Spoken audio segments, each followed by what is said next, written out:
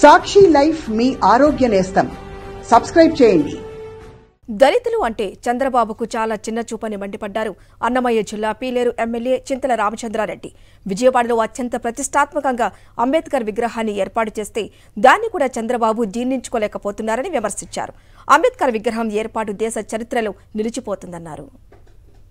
మరి 14 సంవత్సరాలు వారు ముఖ్యమంత్రిగా ఉన్నారు. మరి తెలుగుదేశం పార్టీ చాలా సంవత్సరాలు అధికారంలో ఉండింది. మరి అంబేద్కర్ గారి విగ్రహం ఎందుకు ఆవిష్కరించాల? ఈరోజు గౌరవ ముఖ్యమంత్రి జగన్మోహన్ రెడ్డి గారు మరి మొట్టమొదటిసారిగా ఈ రాష్ట్రంలో ఇంత పెద్ద విగ్రహాన్ని నెలకొల్పడం ద్వారా వారికి ఈరోజు ఘనమైన నివాళి ఈరోజు వారికి అర్పిస్తూ ఉన్నారు. ముఖ్యంగా ఈరోజు ఈ రాష్ట్ర ప్రభుత్వం దళితులకు పెద్దపీట వేయడంలో ఆయన మంత్రివర్గంలో కావచ్చు, లేదంటే పదవుల్లో కావచ్చు, లేదంటే నామినేటెడ్ పదవుల్లో కావచ్చు, లేదంటే ఏదైనా సరే ఈరోజు దళితులకు పెద్దపీట వేయడం ద్వారా ఈయన నిజమైనటువంటి సామాజికవాది, సంఘ సంస్కర్త అనేటువంటి విషయం మనకు బాగా తెలుస్తూ ఉంది. మరి ఈరోజు చంద్రబాబు నాయుడు ఏదైతే మాట్లాడినాడో దాన్ని తీవ్రంగా ఈరోజు వైఎస్ఆర్ పార్టీ ఖండిస్తూ ఉంది.